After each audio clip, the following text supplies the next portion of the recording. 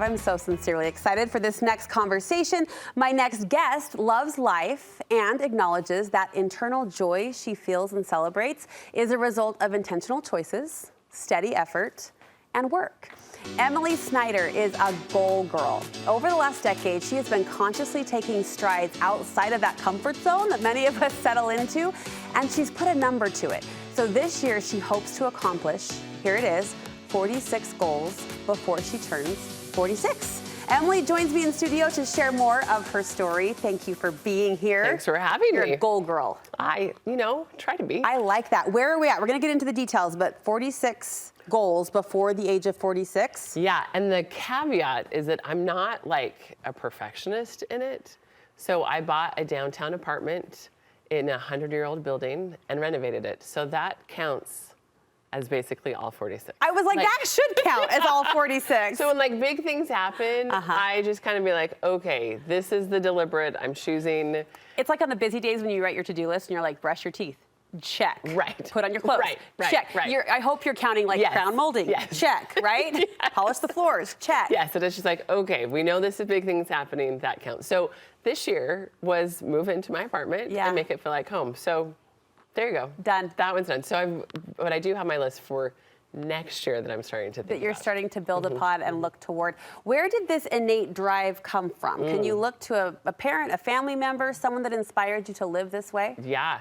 I mean, my parents are definitely like doers, for sure. Like we would often joke of like, do they ever watch TV? Because it's always, but my big aha for me was I was 35 living in Boston, working for an amazing man at Harvard. And we had done a month-long sabbatical in Oxford, he and his wife, and I got on the airplane thinking, I just spent a month in Oxford. What do I have to show for this? And it was a big aha moment of like, I watched a lot of BBC, Netflix shows, like, cool.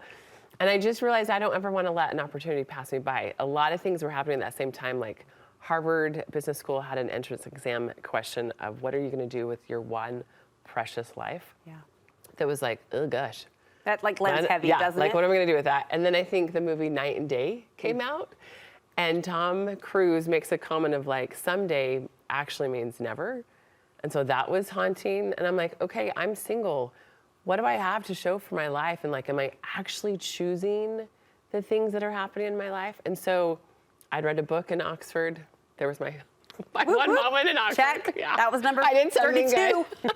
And she had 30 goals before she turned 30. And I was like, okay, what am I going to, I could do this. So I started making goals for, it was like in June, my birthday's in August. So I was like, okay, for next year, I'm going to have 36 things I'm going to do before I turn 36. And it's been a game changer for me. I love how you have this like steady pulse about you that's contagious but also approachable. Like as you describe that, sometimes I hear from women that make these lists and I'm like, you go and you exhaust me. But you just have this like principled, steady approach to it that I find really inspiring. You're welcome. Thanks. We're here to celebrate and learn from your personal lens, but I want to touch on some professional notes. Maybe just give me a word or two that describes these opportunities you've had. You're currently the senior product manager for the Church of Jesus Christ of Latter-day Saints. Yes. What's the word for that job? Deep thinking. A deep thinking job. This is exciting. You were chief of staff for Magnolia, like Chip and Joanna Magnolia. Chip and JoJo. What was that role like? Oh, it was amazing. And home. Like, home. That's why I was there, because I desperately love home. That's the word we all want for that brand. And you were the administrative director, you referenced this, for Professor Clayton Christensen at Harvard Business School. What was that opportunity like? Expansive. Oh, what a good word. Thanks. Expansive. Growth. Like it blew my mind in every paradigm I thought. Did you always intend, Emily, to live big? No. No. No. My mama is a masterful mama. And my parents have made us a great life. And so my oldest of 5 was like, great, I'm going to get married, have children, and I'm going to have the white picket fence. And like, I mean, that was going to be my big life. And I was happy, delighted with that life. And that's not what's happened. God sometimes plants us on different paths, but you've seized that path in such a beautiful way. So back to the goals for 1 second. A couple from your list. You wanted to try 10 new recipes this year. Yeah, so I kind of like, that counts as one of them, and then I've got 10 different recipes. And now I'll do it typically lots of the years that I do it. It's like, okay, just keep expanding. You made it a goal to write and get published. Yeah. And? I did. Check. Check. You went to grad school. That was one of those like, okay, Big I checks. survived. That gets fun. You walked your own half marathon to the Boston Commons. Okay, that one is one of my favorites because always my body is on the list of trying to think, Sure. I want to improve, I want to improve. Sure. And then as I got down to it, I was like, I don't really actually want to train to do that. Like, and that's been one of the funnest things about this is just like really honing in, like, what do I really want in this? So it was just, I want to be physically capable of moving my body for 13.5 miles or whatever awesome. it is. That's awesome. So one day I had no plans for Memorial Day. I was like, wait, from my apartment to Boston Commons and back is about 14 miles. I can do my own half marathon. I'm going to walk this too. I'm going to walk it.